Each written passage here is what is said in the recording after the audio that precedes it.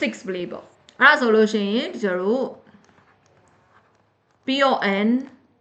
ထားလိုက်မယ် let P of n be the statement ဆိုပြီးတော့မှ be the statement that 1 blacks 1 by 1 blacks 2 blacks 1 by 1 blacks 2 blacks 3 blacks and so on blacks 1 by 1 blacks 2 blacks 3 black and so on blacks n equal to 2n by n blacks 1 ပေါ့ and အဲ့တော့ဒီနေရာမှာလည်းပဲဒီကျတို့က for all n မယ်เนาะ for all natural number n မယ်ဒါဆိုရင်ဒီကျတို့ပထမဆုံးစတော့မယ် for n equal to 1 အတွက် left hand side ကိုစပြီးတော့ဒီကျတို့ရှာမယ်အဲ့တော့ n equal to 1ဆိုတာ left hand side အတွက်ဆိုရင်ကိန်းလုံးအရေအတွက်ကိုပြောတာဖြစ်တဲ့အတွက်ဒီကျတို့ပထမဆုံးကိန်းလုံးတစ်လုံးနဲ့လို့ပြောတာဖြစ်တဲ့အတွက်1မယ်right hand side အတွက်ဆိုလို့ရှိရင်ဒီကျတို့ရဲ့ n တန်မိုးဒီ n နေရာမှာထည့်ရမယ်တန်မိုးကိုပေးတာဒါဆိုရင်2 into 1 by 1 plus 1 by 1 plus 1 အော်2 into 1ကဒီကျတို့2 1 plus 1ကလည်း2 2ကို2နဲ့စားလိုက်တော့ဒီကျတို့ရဲ့အဖြေက1ဆိုပြီးရတယ်ဒါကြောင့်ဘာဖြစ်သွားပြီလဲ left hand side နဲ့ဒီကျတို့ right hand side နဲ့ညီသွားပြီအဲ့တော့ပြီးတော့1ကဘာဖြစ်သွားပြီလဲဆိုတော့ true ဖြစ်သွားပြီဟုတ်ပြီနော်အဲ့တော့ပြီးတော့1လေးက true ဖြစ်သွားပြီဒါဆိုရင် for n equal to k အတွက် n equal to အဲ့တော့ assume လုပ်မယ် assume that ပြီးတော့ k က true ဖြစ်တယ်ဆိုပြီးတော့မှကျွန်တော်တို့ assume လုပ်လိုက်ပြီဟုတ်ရှင်အဲ့တော့ပြီးတော့ k က true ဖြစ်တယ်ဆိုလို့ရှိရင်ကျွန်တော်တို့က1 blacks 1 by 1 blacks 2 blacks and so on 1 by 1 black 2 black 3ထည့်လိုက်အောင်မယ်နော်နောက်တစ်လုံးထည့်လိုက်အောင်မယ် black and so on blacks 1 by 1 blacks 2 blacks 3 black and so on blacks n equal to 2k by k plus 1 k plus 1ဒါဆိုလို့ရှိရင်ဒီကျတို့ကတက်တည်ပြပေးရမှာ for n equal to k plus 1အတွက် for n 1 n equal to k plus 1အတွက်ဒီကျတို့တက်တည်ပြပေးရမှာကကြတော့ to prove that 1 blacks 1 by 1 blacks 2 blacks 1 by 1 blacks 2 blacks 3 blacks and so on blacks 1 by 1 blacks 2 blacks 3 blacks and so on blacks အဲ့နေရာမှာဒီကျတို့ k plus 1ထည့်မှာ equal to ဒီကျတို့2 into k plus 1 by k plus 1 plus 1ဆိုပြီးတော့မှကျတို့ဒီလိုမျိုးလေးတက်တည်ပြပေးမှာဒါဆိုရင်ဒီကျတို့က left hand side အဲ့တော့ left hand side ကကြတော့ဒီကျတို့ဘာရလဲဆိုတော့1 by sorry 1 blacks 1 by 1 blacks 2 blacks 1 by 1 blacks 2 blacks 3 blacks and so on blacks 1 by 1 blacks 2 blacks 3 blacks and so on plus k ပြီးသွားရင်အပေါင်းနောက်မှာပါကြံပါလဲ1 blacks 2 blacks 3 blacks and so on plus k blacks 1ဆိုပြီးကျွန်တော်ကြံတယ်ရရနော်အဲ့ဒါဆိုရင်ဒီ t ကဒီကျွန်တော်ဘာနဲ့တူတာလဲ first 10ကနေပြီးတော့ k10 t ကဒီကျွန်တော်ဘာနဲ့တူတာလဲဆိုတော့ 2k by k plus 1နဲ့တူတာ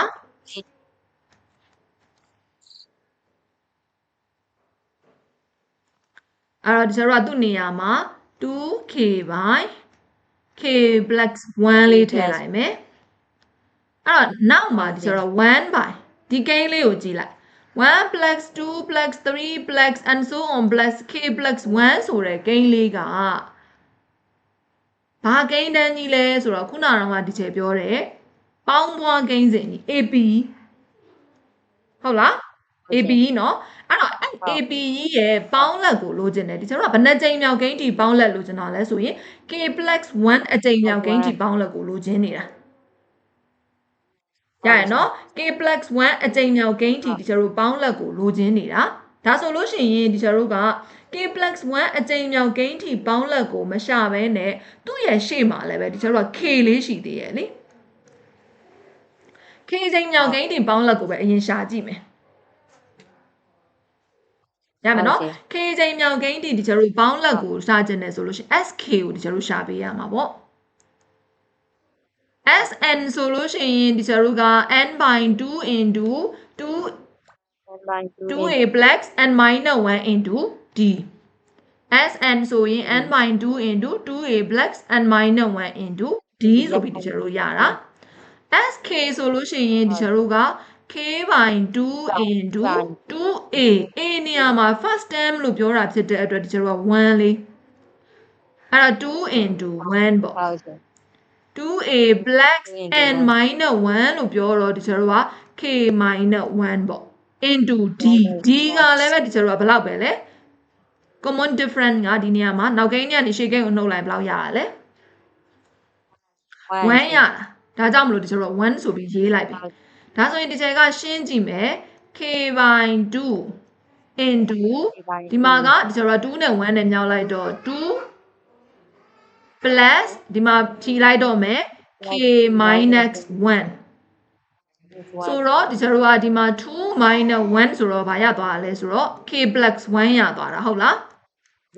k plus 1 by 2ဆိုပြီးတော့မှကျတော့ရသွားတာဒီကြည့်မှန်လား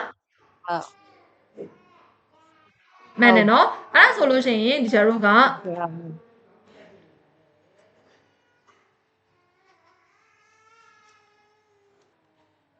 ါဆိုရင်ဒီချက်ကရှေ့ကဒီနေရာလေးမှာ k + 1 by 2လေးဒီချက်ထည့်လိုက်တော့မယ်ဟုတ်ရှင်ခုဒီမှာ1ကနေပြီး k အထိပေါ့ဒါလေးဒီကျတော့ဗာလဲဆိုတော့ sk လေးเนาะအဲ့တော့ပထမချိန်မြောက်ကိန်းကနေ k ချိန်မြောက်ကိန်းထိပေါင်းလက်ကလေးကဘာရလဲဆိုတော့ k into k + 1 by 2ဆိုပြီးဒီကျတော့ရသွားပြီပိုင်းအဲ့နေရာမှာဒီချက်က k into k + 1 by 2လေးထည့်လိုက်ပြီသူ့ရဲ့နောက်မှာဘာရှိသေးလဲဆိုတော့ plus k + 1ရှိသေးတယ်ဟုတ်လားဒီလိုမျိုးလေးရှိသွားမှာပေါ့ဒီတိနားလည်လားနားမလည်လိုက်တဲ့နေရာရှိလား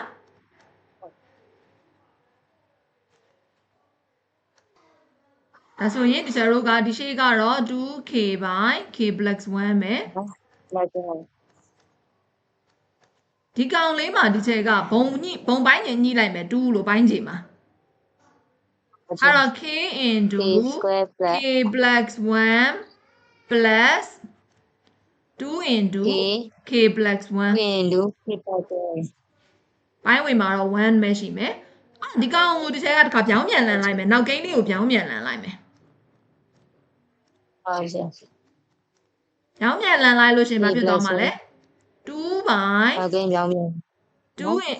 by k into k + 1 plus 2k + 1အဲ့တော့ဝင်မြောက်မယ်တစ်ခါတည်းဝင်မြောက်လိုက်မယ်နော်အဲ့တော့ k square plus k plus 2k plus 1 2ရလား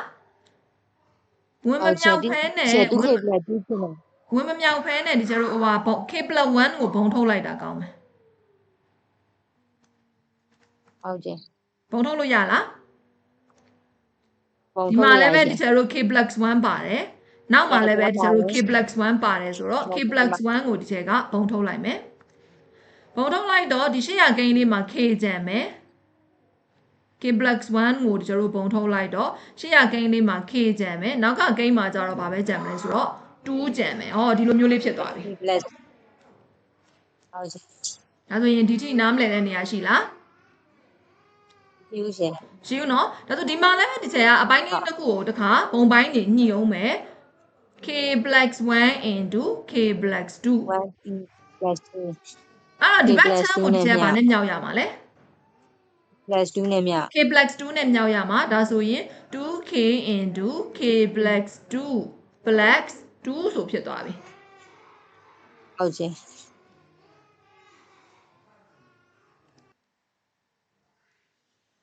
ဆိုလို့ရှိရင်ဒီကျတို့ကအခုဒီမှာ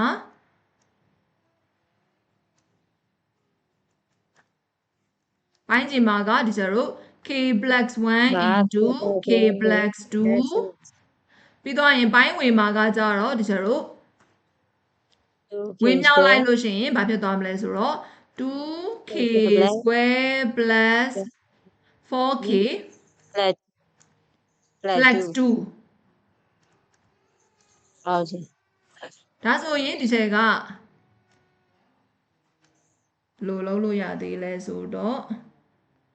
ဒီနေရာမှာ2ကိုပုံထုတ်လိုက်မယ်2ကိုပုံထုတ်လိုက်တော့ဒီကျတို့ဘာပဲကြံလဲဆိုတော့ k square plus 2k plus 1 ပိုင်းချိန်မှာက k plus 1 into k plus 2အဲ့တော့ပိုင်းဝေက k square plus 2k plus 1ဆိုတာဒီကျတော့ k plus 1 the whole square နဲ့တူလားမတူဘူးလား